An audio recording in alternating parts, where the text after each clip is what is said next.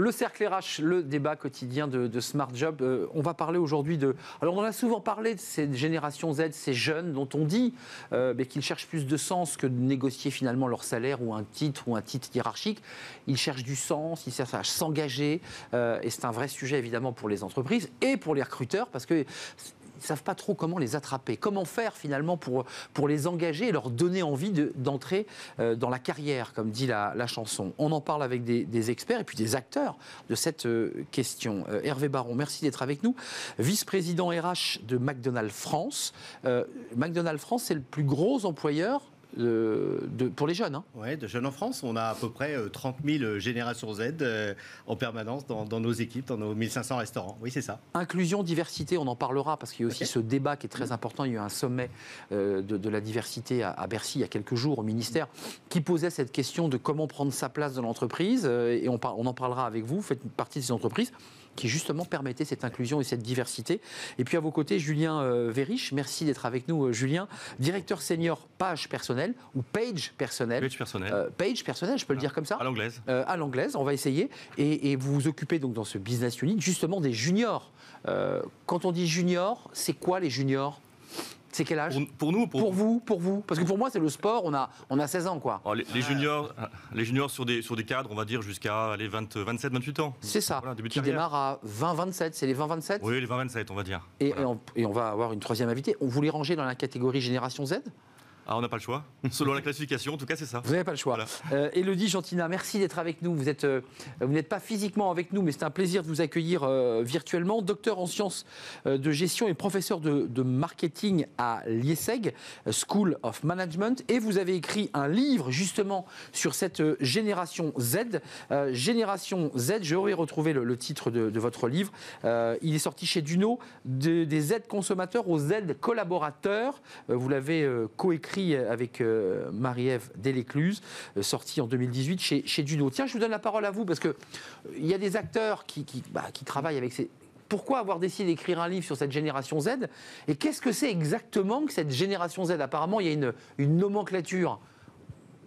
Alors en fait, j'ai voulu écrire un livre parce que c'est vrai qu'il y a pas, on lit beaucoup de choses dans la presse, mais c'est une génération qui est faite de sources d'aspiration très contradictoires et c'est important de les comprendre. Et j'ai voulu les comprendre d'un point de vue d'abord sociétal, dans la société, leur rapport à la consommation, pour ensuite mieux comprendre comment ils vont fonctionner dans l'entreprise demain, et ils sont déjà en train de rentrer dans l'entreprise aujourd'hui. Donc cette génération, ça rassemble tous les jeunes qui sont nés après 1995, plutôt de génération, je préfère parler de digital native, c'est tous ceux qui sont nés après et pendant la 4e révolution numérique. Alors, sans me moquer d'eux, parce que moi je commence à être un ancien, c'est ceux qu'on le met sur Instagram du matin au soir, sans plus jamais regarder la télévision et en étant en permanence connecté, c'est ça, c'est bien ça. Les digital natives, ouais, alors qu'on dit Insta, il y en a plein aujourd'hui, hein. Même Facebook, c'est has-been maintenant pour eux, hein. Ils sont sur d'autres types de réseaux sociaux, Snapchat, Insta, Twitter, enfin voilà, il y a plein de réseaux. Et attention, voilà, ils sont très digitaux, bien évidemment, mais on verra tout à l'heure quand on décrypte leur comportement qu'ils ont vraiment besoin aussi de relations face-to-face. Et les relations authentiques, l'authenticité, c'est aussi quelque chose qui les marque. Alors, avec mes invités en plateau, qui sont à la fois des acteurs et aussi des experts, parce que quand on est acteur d'un sujet, on en devient un peu l'expert. Plus gros employeur McDo chez les jeunes, donc vous les fréquentez, vous les recrutez, cette génération Z. Quelle définition vous apporteriez pour compléter ce qu'a dit Élodie ? C'est une génération qui a très envie d'être tout de suite en situation, au travail, pour apprendre, et au travail, pas à côté de leur vie personnelle, mais dans leur vie. Dans leur vie. Ils ont une vie et il y a des moments de plaisir, il y a des moments de travail, il y a des moments d'apprentissage. Et pour eux, toutes les frontières qu'on a pu construire avant, avec des connexions, le deux mondes à part entre le pro et le perso, c'est pas du tout quelque chose dans lequel ils se reconnaissent. Rassurez-moi, il m'est arrivé évidemment de fréquenter des restaurants McDonald's. Il y en a combien ? 75 000 ? Alors oui, il y a 75 000 personnes sous enseigne sur les 1500 restaurants en France. Oui. Ils ont quand même pas Instagram et TikTok en train de faire les frites, rassurez-moi, parce que c'est peut-être des digital natives, mais enfin il faut quand même les faire. Effectivement pas leur smartphone en main pendant le service, mais dès qu'ils ont fini, paf, on les voit se reconnecter, c'est clair. Et ça, j'allais dire, c'est rentré dans les mœurs. C'est rentré dans les mœurs et ça ne les déconnecte pas de leurs collègues parce que, comme le disait madame, en fait, plus ils sont connectés, plus on a le sentiment qu'ils ont le besoin aussi de face-to-face, de contact, et ils recherchent dans nos restaurants cette relation. Ils sont entre eux. Avant le service, après le service, ils vont boire un coup, ils vont sortir ensemble, ils vont, alors quand les conditions sanitaires le permettent, en boîte, etc. Mais ils sont doublement connectés à leurs outils. Effectivement, le smartphone, c'est le prolongement de leurs mains, mais aussi très dans l'échange entre eux. Mais dans des petites, alors je ne sais pas si le terme, je ne sais pas si madame me corrigera, mais un peu dans des tribus, dans des petites communautés. Ouais, ils sont vraiment dans des petits collectifs et ils ont beaucoup de connexions hors digitales. Comment vous les regardez? Parce que vous les recrutez, c'est votre cible, ces jeunes. Vous évoquiez tout à l'heure les juniors, donc jusqu'à 27 ans. En quoi ils sont différents de la génération d'après et de ma génération qui est née sans Internet? Puisque je pense que ce qui se distingue entre eux et moi, c'est que moi, quand je suis né, jusqu'à mes 30 ans presque, ou 25 ans, je n'avais pas Internet. C'est ça la différence. Moi, je dirais qu'il y a deux aspects. Il y a un aspect de temporalité qui n'est pas du tout la même que la vôtre, que la mienne, que celle de M. Baron, etc. Il y a un côté consumériste, zapping. Il faut l'information tout de suite, il faut la traiter tout de suite, mais on peut la zapper assez vite et passer à autre chose. Donc il y a un premier aspect, et puis un aspect effectivement communautaire. Vous disiez tribu, un peu clanique. On se crée des réseaux, on se crée des groupes. On se rassure, on se protège. C'est quoi l'idée un peu psychologique? C'est plutôt on communique. On interagit, on échange. On rejoint un groupe à un instant donné, on le quitte 6 mois plus tard pour en rejoindre un autre, etc. etc. Mais vous êtes un recruteur. C'est quoi les méthodologies? Parce que vous avez forcément approfondi cette question. Il y a des mots-clés, il y a des manières de présenter les choses, il y a une manière de dire les choses. Comment on fait, j'allais dire, pour attirer ces jeunes sur le marché de l'emploi? Alors oui, nous qui recrutons pour nos clients, aujourd'hui, on a pris l'habitude de demander à nos clients qu'est-ce qu'on met en avant. Bah oui. Expliquez-nous comment on met en avant McDonald's, comment on met en avant Thales, L'Oréal ou autre. Donnez-nous les clés de lecture, qui seront les clés de lecture finalement de cette génération. Puisque vous parlez de McDonald's, comment on met en avant? Qu'est-ce qu'on dit aux jeunes pour leur dire? Parce que on va y revenir, il y a une petite pénurie en ce moment d'emploi et ça touche paradoxalement même McDonald's, parce qu'il n'y avait jamais eu de souci de pénurie. Comment on fait là? C'est quoi les mots-clés pour faire venir quelqu'un Il n'y a pas forcément un mot-clé. Chacun a ses mots-clés. Un style? Il y a un style, il y a un côté agile. Si effectivement on leur explique que l'organisation hiérarchisée à 153 niveaux à l'ancienne, jamais ne viennent. Ils veulent plutôt de l'horizontalité. Plutôt de l'horizontalité, exactement. Si on leur explique que dans 5 ans, leur job sera le même, c'est perdu. Alors c'était le cas pour nous effectivement par le passé, mais c'est encore plus vrai aujourd'hui. Donc en fait il faut leur montrer à cause de l'immédiateté, à cause d'Internet, à cause de jeux zapp, quoi. Le côté routine dans leur esprit vient très très vite, beaucoup plus vite que la génération précédente. Élodie Gentina, vous êtes consommateur, excusez-moi, parce que effectivement on les a beaucoup critiqués ces jeunes en disant mais après tout ce sont juste des slasheurs consommateurs, ils zappent, ils prennent, ils jettent. Est-ce que c'est aussi simple que ça? Parce qu'on voit aussi chez eux, et notamment je pense à Greta Thunberg, qui est finalement un peu dans cette génération Z, des militants, des gens engagés, des gens qui lâchent rien sur l'écologie. Enfin, c'est pas aussi simple que ça, non? Exactement, c'est pas aussi simple. Et là, vous mettez justement en avant des clichés. Et souvent, quand on parle d'eux, on dit voilà qu'ils sont rebelles, slasheurs, zappeurs, qui remettent constamment en cause l'autorité. Et pourtant, c'est beaucoup plus contradictoire. Ils ont vraiment des aspirations qui sont contradictoires. Oui, ils sont digitaux, et comme tout à l'heure, vous l'avez dit, et pourtant, ils ont besoin de face-to-face. Un des premiers critères qui, demain, fait qu'ils ont envie de rester dans l'entreprise, par exemple, c'est l'esprit d'équipe. Leurs collaborateurs, c'est leur tribu, c'est leurs copains. Ils deviennent même plus fidèles aux autres qu'à l'entreprise. Donc, il faut prendre un peu de hauteur pour les comprendre, et c'est pas si simple que ça.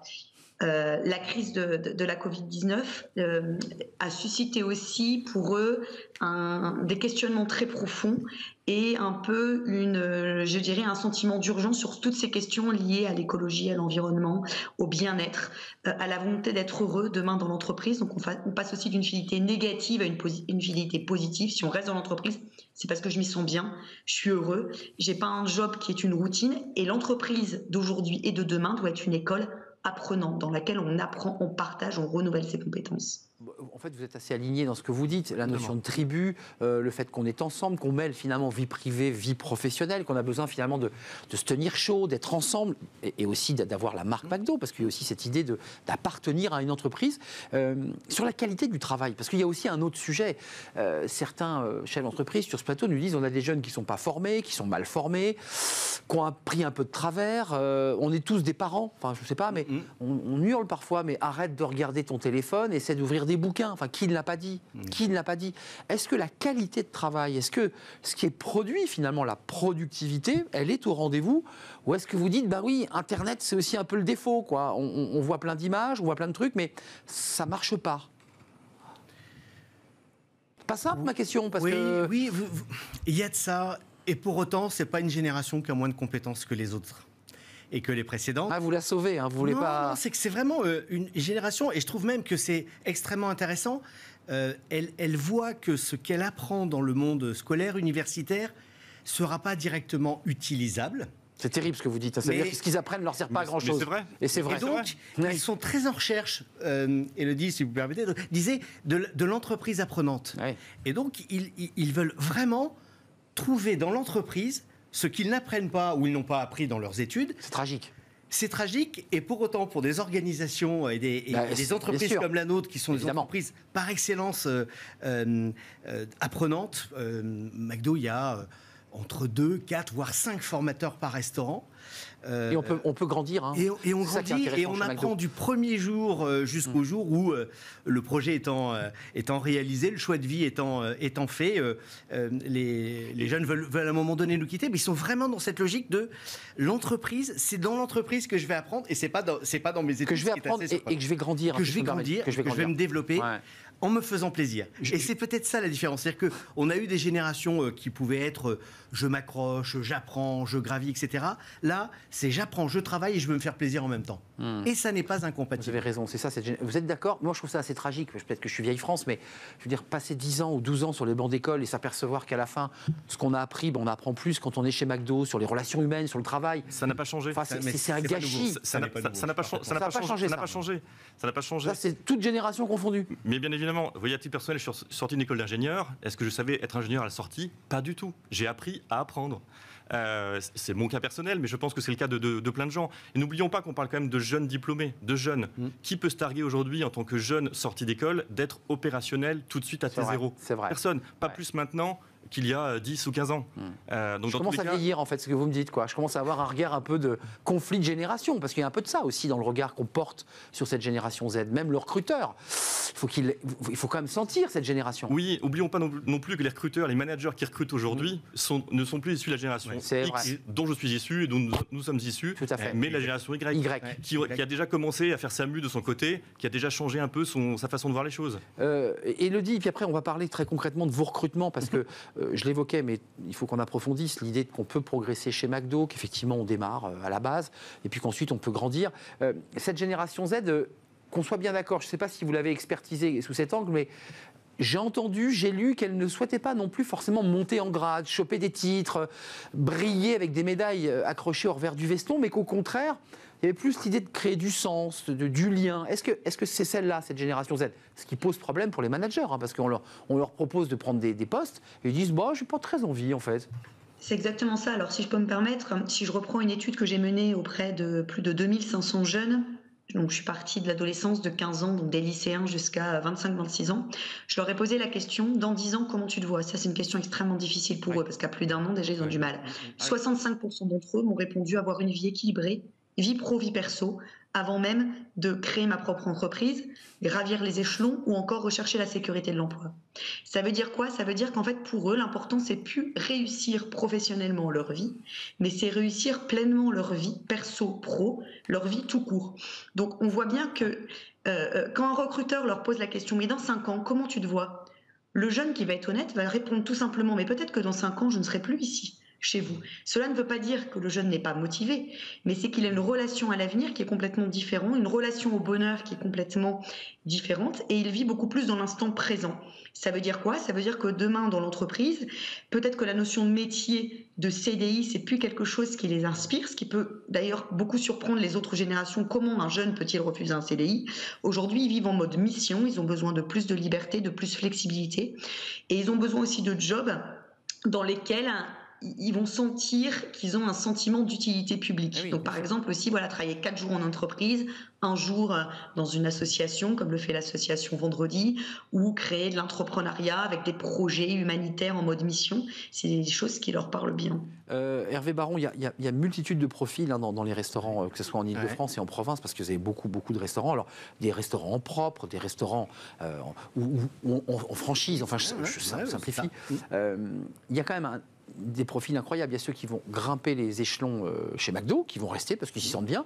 Et puis, il y a cette population de jeunes étudiants qui utilisent McDo comme un support, un appoint financier pour leur permettre de devenir ingénieur, médecin. Encore que la première année de médecine, il ne vaut mieux pas aller travailler chez McDo si on veut l'avoir.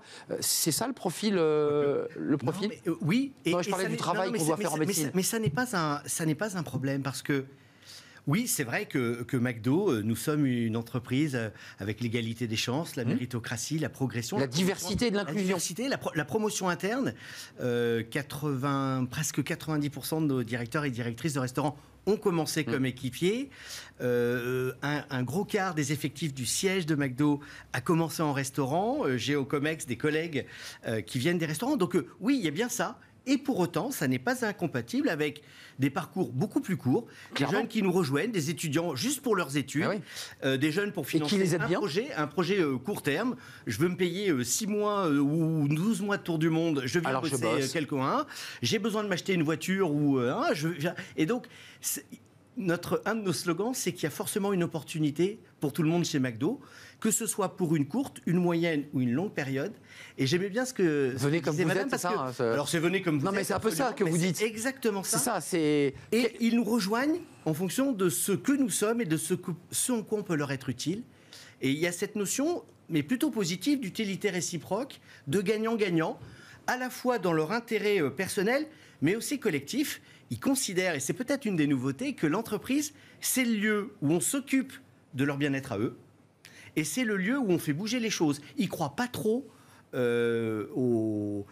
l'univers politique et administratif pour faire bouger le monde. C'est tout à fait exact. Ils pensent l'État a disparu de leur vocabulaire. Et que les entreprises sont l'endroit où on va faire bouger les choses. Et c'est la réalité concrète de leur vie. Et ils sont très engagés dans les démarches de l'enseigne, de l'entreprise. Juste un tout petit mot, parce que je donne la parole à Julien. Il y a les recrutements, il y a la manière dont on les recrute, les techniques, parce que j'ai vu qu'il y a des techniques de simulation, des jeux, il y a du ludique. Ça, c'est des techniques. Mais cette communauté de jeunes, elle revendique, elle dit quoi, elle demande quoi, quel rapport elle a avec l'autorité. Vous voyez où je veux vous emmener, le rapport au père, le rapport à l'autorité, le rapport à sa liberté. 68, vous voyez, ça vous rappelle des choses. Voilà, ils sont où ces jeunes par rapport à ça? Ils sont très attachés à des règles simples, principales, à ce qu'on leur raconte une histoire et quelque chose de précis dans lequel ils se retrouvent.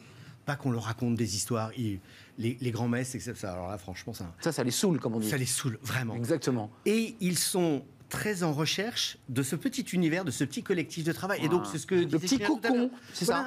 Et où le lien hiérarchique, alors ça peut leur donner des boutons. La verticalité, ils supportent pas.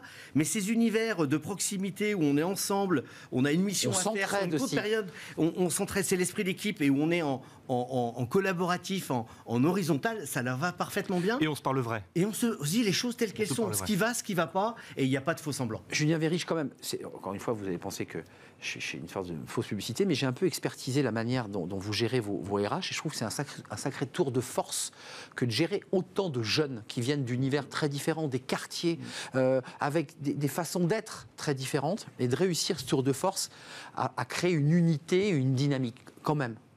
Oui, quand on parle d'agilité, vous savez, côté candidat, les managers doivent l'être également. Ils doivent s'adapter à tout type de public. Évidemment. Donc c'est 360 degrés, on s'adapte à des moins jeunes, à des plus jeunes, issus de quartier, pas de quartier, etc. Et je m'autorise à une relation clientèle qui n'est pas toujours simple. C'est-à-dire qu'il faut aussi être adaptable, ouvert, comme il faut, commercial, commerçant. Oui. Tout ça n'est pas simple quand on a 20 ans. Je vous ai vu sourire, Élodie. Qu'est-ce qui vous fait sourire? C'est le côté, le rapport au père, l'autorité? Parce qu'on n'arrive pas à les situer. Ils ont renversé la table ou ils sont finalement prêts à se marier à 21 ans et à s'installer avec leur femme?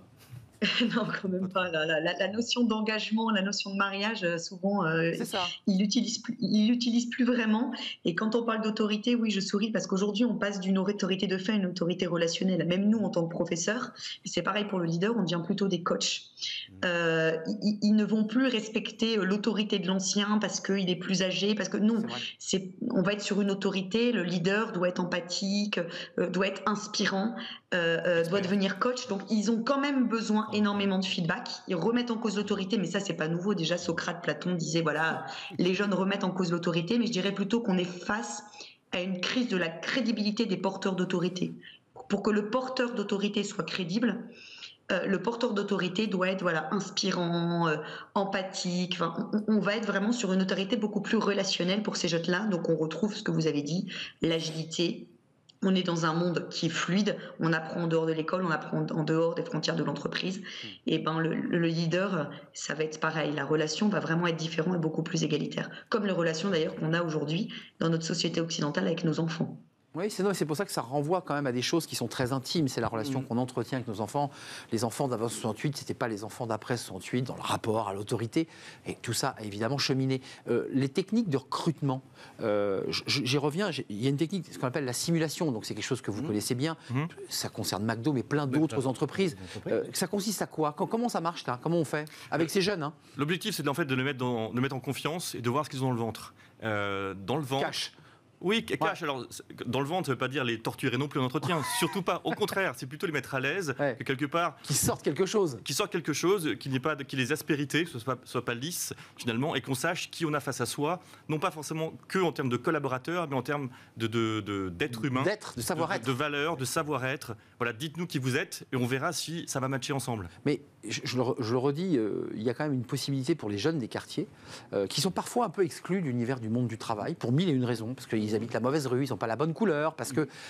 Et McDo leur donne leur chance, et c'est souvent leur premier job. Ouais. C'est ce qui leur donne confiance quand même. Leur premier job, leur premier tremplin, là où ils sont reconnus, où ils peuvent s'exprimer et se développer. Vous savez, en France, pendant très longtemps, et je crois que c'est encore le cas aujourd'hui, Julien Ménard, le CV est un totem. Chez McDo, pas du tout. On recrute sans CV, on n'a pas besoin d'un CV. Dans un CV, on apprend finalement peu de choses. Et ça correspond bien aussi à leurs besoins d'immédiateté. Ils ont besoin d'un contact direct, face-to-face. Alors d'abord digital, parce que la première connexion, elle est sur le site carrière. Et elle viendra nous rejoindre un jour, Élodie, elle sera là un jour. Mais voilà, et donc ça va vite. Et ce qu'on recherche, c'est évidemment, ils n'ont pas d'expérience. Mais ça ne veut pas dire qu'ils n'ont pas de compétences. Mais vous leur donnez leur chance. On leur donne les chances et on leur donne la possibilité d'exprimer leurs compétences. Et par rapport à ce que disait Élodie tout à l'heure, la compétence a remplacé l'ancienneté et la légitimité métier relationnel a remplacé l'autorité. Et dans un univers comme McDo, c'est pas une cascade de chefs, c'est des gens qui travaillent en équipe, dans une bonne ambiance.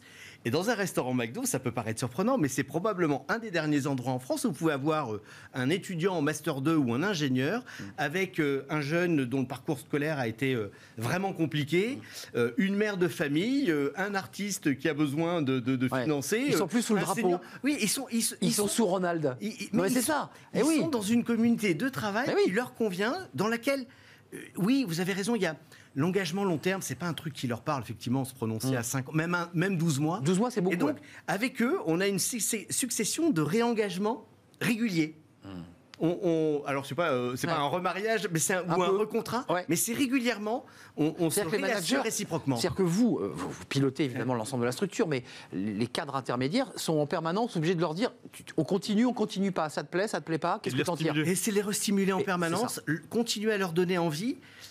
Et c'est pas une génération qui rechigne à la responsabilité et elle est prête à en prendre. mais pas se projeter dans oui, je fais ça parce que dans 5 ans, je pourrais avoir tel job ou tel job. C'est maintenant, tout de suite, qu'est-ce que ça m'apporte et comment je grandis avec ça. Avant de nous quitter, Élodie, juste un mot, vous avez pensé que je fais beaucoup de psychologie sur ces relations au RH, mais quand même, est-ce que cette espèce d'idée de tribu, d'être ensemble, de se serrer les coudes, c'est aussi parce que le monde est très incertain et de plus en plus incertain et que ces jeunes ont besoin de... Ou est-ce que je m'emballe un peu? Non, mais de toute façon, ils vivent en réseau. Nous, le réseau, c'était une compétence qu'on cherchait à acquérir pour les autres générations. Eux, c'est quelque chose de complètement d'inné. Ils vivent avec leurs pères, ils vivent avec leurs copains. Par contre, le réseau, pour moi, c'est quelque chose qui se crée dans le réel. Le premier agent de socialisation, c'est la famille. C'est l'école. Et ensuite, le smartphone va permettre de prolonger la relation. Et si je reviens justement aux questions sur le recrutement, il y a plein d'innovations en matière de recrutement. Comme vous l'avez dit tout à l'heure, le CV, on l'utilise toujours, mais peut-être que c'est un peu has-been face à l'obsolescence des compétences. Pourquoi ne pas leur dire, faites une vidéo de vous-même hyper rapide, et d'ailleurs c'est ce qu'a fait McDonald's avec Snapchat à un moment, exact. Et vous envoyez pour recruter des jeunes 10 secondes et vous vous présentez en 10-15 secondes qui vous êtes, faire des entretiens en collectif, des escape games, des business games dans lesquels ils peuvent être avec leurs collaborateurs, on retrouve l'esprit tribu face-to-face, on leur demande de prendre des vraies décisions et on les analyse dans la mise en œuvre de la stratégie. Donc on innove aussi dans les entretiens de recrutement, en lien avec ces générations, en lien avec les méthodes qui sont beaucoup plus agiles, beaucoup moins pyramidales et l'importance du collectif. Un mot chacun. Merci Élodie, l'émission se termine. Ça consiste en quoi? C'est une question qui peut nous prendre une nuit, mais c'est quoi votre mission, vous qui êtes à la tête de cette vice-présidence RH, en charge des RH? C'est quoi? Comment on fait là? C'est de créer l'unité, créer la... d'aider à fixer une ligne directrice commune. Le cap. Un cap, mais au sens d'une direction où on va et où on s'ajuste en permanence à partir de nos atouts. Et c'est aussi de conserver l'ADN de l'enseigne, de cette entreprise extrêmement apprenante. 5000 formateurs en France, plus une équipe, un centre de formation au siège, oui. Qui accompagne 5000 managers par an en termes de formation. Donc voilà, ça reste notre ADN. Donc c'est cette stratégie-là qu'on porte au niveau de McDo France. Sacré tour de force, hein, ce travail d'accompagnement et le fait de faire grandir ces jeunes au sein d'une structure, une entreprise. Il y a une petite pénurie, on n'a plus le temps d'en parler, mais il y a une petite pénurie quand même. Hein. Une petite, oui. Toute petite. Petite chez McDo, plus importante ailleurs. Partout. Voilà, ça c'est le recruteur. Et Julien par bassin d'emploi. Voilà. Et en fonction des régions, vous avez entièrement raison, puis il y a des régions où ça marche très bien. Julien Vérich, merci. Directeur senior page personnel, je l'ai mis en anglais, vous avez vu. Parfait. Merci à Hervé Baron d'être venu nous rendre visite, vice-président RH de McDonald's France, 75 000 collaborateurs salariés sous enseigne, tout confondu, nous sommes d'accord. Et merci à Élodie Gentina de nous avoir rendu visite virtuellement, docteur en sciences de gestion, professeur de marketing à l'IESEC School of Management, et ce livre, Génération Z, des Z consommateurs aux Z collaborateurs, édition d'Uno. C'est un vrai plaisir de partager ce débat avec vous. On termine avec Fenêtre sur l'emploi, on va parler recrutement marque employeur avec Picard.